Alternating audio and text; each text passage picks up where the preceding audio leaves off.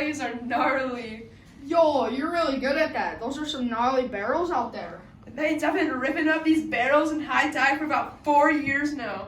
What is a high tide? You know, I really don't know, but I have a good friend named Max that can tell you what it is. Want to stop by? Yeah. Yo!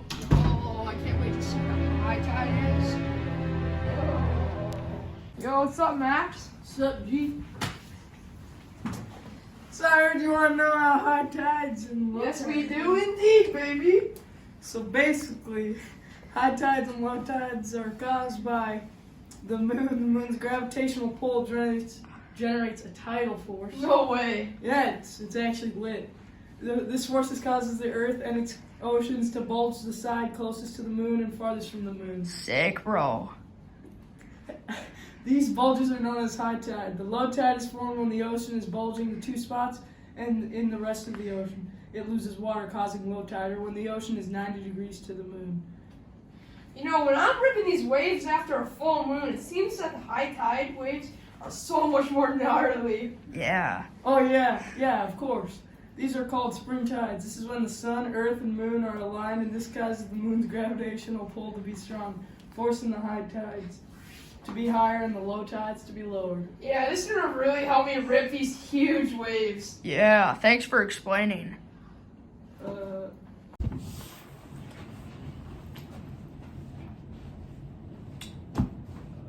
You know, next time you go, can I shred with you? Yeah, could I come too? Of course, anytime. Though I will have to teach some sick techniques such as duck diving. Cool, let's start tomorrow. Yeah. Got it. 7 sharp Barneys. Maybe if we train hard, I can rip the waves with you, and you can train me to hang them. Yo, maybe. Though, for now you'll be ripping the sand. Shred on, baby.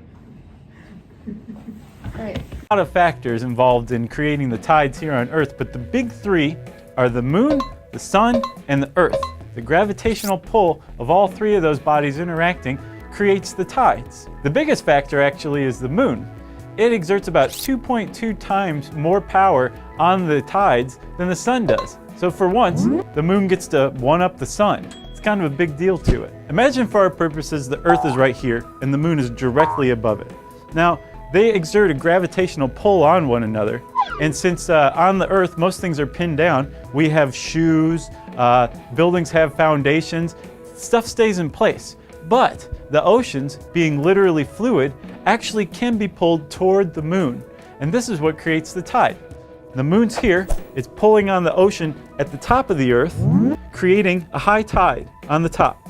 And on the bottom, another high tide is created because the Earth itself is pulled toward the moon, even though the oceans down here have less gravitational pull exerted on them, being farthest away from the moon. So on the top and bottom, you have high tide because of the tidal bulges, and on the sides that are at right angles to the moon, you have low tide because the ocean's stretched thin over the surface of the Earth. Pretty crazy, huh?